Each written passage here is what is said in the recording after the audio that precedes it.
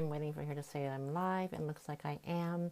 Okay, so I am going to talk about the law of detachment. Now, this law is super hard and it's super powerful. And I have to say that of all the laws, this was the one that I had to exercise the most, to work out the most, to build the muscle on the most. And it was also the spiritual laws of success, one of those one that was pivotal in allowing me to manifest the love of my life. And he's still the love of my life on most days, 13 years later. So I'll tell you what to do, how to do it, and how it all works and why it's so difficult. But I wanted to say this quote to you. It's a beautiful quote from the Upanishads. And it says, "In detachment lies the wisdom of uncertainty. In the wisdom of uncertainty lies the freedom from our past, from the known, which is the prison of past conditioning. And in our willingness to step into the unknown, the field of all possibilities, we surrender ourselves to the creative mind that orchestrates the dance of the universe." Now, who doesn't want to do that? Who doesn't want to surrender yourself to the creative mind that orchestrates the dance of the universe? So, how do you do this? What is this surrendering? How do you keep your intention and your desires and your goals, yet still remain detached from the outcome? And this is not to say that you don't have intention, that you don't work on your goals, that you don't do the day-to-day necessary thing that's required to reach your intentions and reach your desired goals. So what happened with me and how I was able to exercise this when I had broken up with my ex-boyfriend, I decided to go back online dating. This is after I really cultivated self-love, self-worth, and all this belief in myself. And my mantra, my personal mantra, was that I will not be denied an amazing, healthy, loving relationship. Just because this happened to me in the past, and it was the near past, actually it was just not even 2 months later, but just because this person did this to me in the past, I will not have it dictate what's going to happen to me in the future. I knew in my heart, after doing a lot of inner work, that I wanted and I was intending on having a healthy, loving relationship, even though a lot of people, a lot of my well-meaning friends and family had told me to take a break from men, stay single for a while, work on yourself. And I said, that's all fine. But I will not be denied a healthy, loving relationship. It was my intention and my goal and my desire to have a healthy, loving relationship.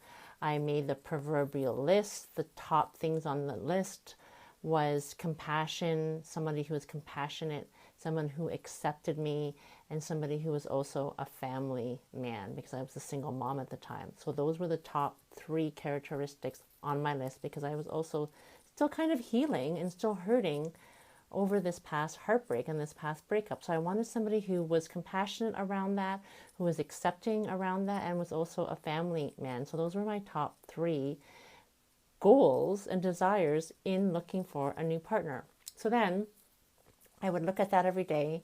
And I went out there, I went back online and I started dating, and I had a mission to, number 1, just have a lot of fun dating. Don't worry about the outcome of each date. I was just going to meet people, make friends, have fun. And I even set a goal to go on 1 date a week. Not even a date. I don't call them a date. I call them coffee meetings, introductions. So I set a goal to go on one meeting a week, just having fun, no other outcome. And in the meantime, in the back of my mind and in my mirror at home, I had my list of what I was looking for in a guy, whether or not I was going to meet him on that particular meeting. It didn't matter. My goal was also just to have fun in the process, stay in joy, stay in love with the process, and stay in love with myself. So I have an intention, I set the goal, I had an online dating protocol that I followed, and I had fun doing it. And sure enough, 6 weeks later, actually about 3 weeks into online dating, I met my husband, and we took our profiles down after, I think, our third date. We had the conversation and we took our profiles down, and it was 13 years later. So how do you do this? How do you stay on your goals, stay on your path, and not be so attached to what that outcome looks like? Because the faster you can get through the dating game, the sooner you will meet your special person. The less attached you feel to every single date that you go on, the sooner you will find your special person. Attachment is based on fear and insecurity. Detachment is based on the unquestioning belief in yourself. It's knowing in your heart of hearts that you want something, that you deserve something, and that you are worthy of this special relationship, and it's going to come to you if it's already here with you, because it lies inside you, in your heart of hearts, that desire, that deep-rooted belief that you are worthy and deserving of a healthy and loving relationship, no matter what happened to you in the past, is here. It's in your heart, okay? So being able to stay unattached, not attaching yourself to the event of, going on like another horrible date, or not meeting the right person, or whatever, getting ghosted, or whatever, all those other fun glossary of terms is out there. So stay on your goals because between point A and point B, anything can happen, and it's all about enjoying that process. And so then between point A and between point B is the goal to just stay in wonderment, stay in awe, look for the signs. This keeps you on your path. Look for what, people like to call the pings from the universe. Look for these wonderful signs that you're on your path, even though, the outcome, the result is not quite there yet. It lies within you. And as long as that belief in yourself is so powerful, you actually create this energetic field around you. Sorry, my dog's barking. You create this energetic field around you, and it will draw that to you sooner than you know it. If you keep wondering, why haven't I met him yet? Why haven't I met him yet? Why do I keep meeting these, these awful dates or awful meetings, or even, why are you ruminating over the past? You shrink your energetic field. But to be able to stay in love with your intentions, in love with your worthiness, in love with your deservedness, calls in your love sooner than you realize. What else do I want to talk about this?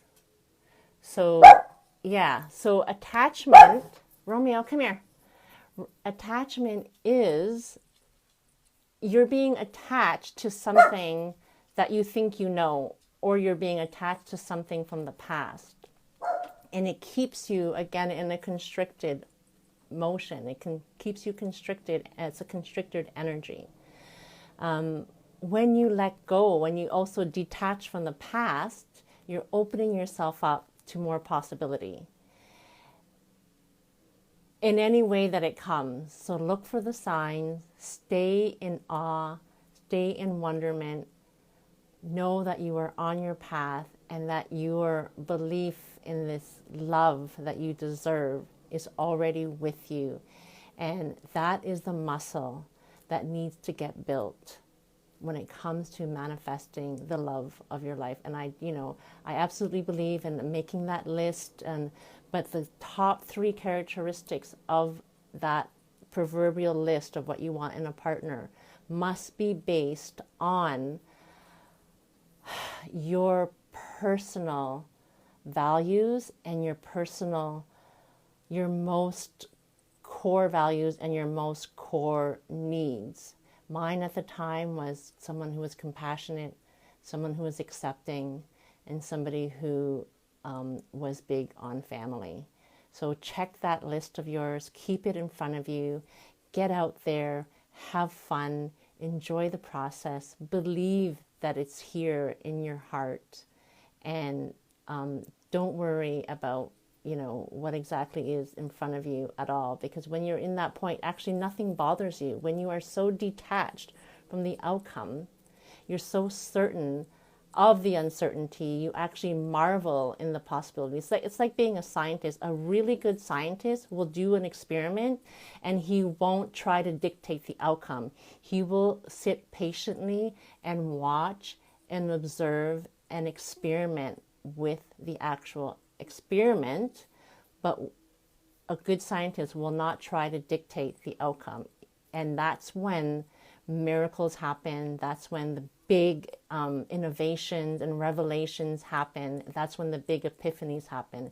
And it's the same thing when you're going out there dating and ready to manifest the love of your life. So yes, cultivate your inner belief, cultivate your worthiness, cultivate the love that you want, and keep that in your heart, and keep that, even that fuels you. It fuels you as when you go on your path along the dating path to meeting that special someone. So I hope that helps. Hi Lila, thanks for popping in here. And if you have any questions, feel free to leave them in the comments or message me and let me know what you're struggling with and what you're challenged with. Okay, thank you, and I will talk to you soon. Bye for now.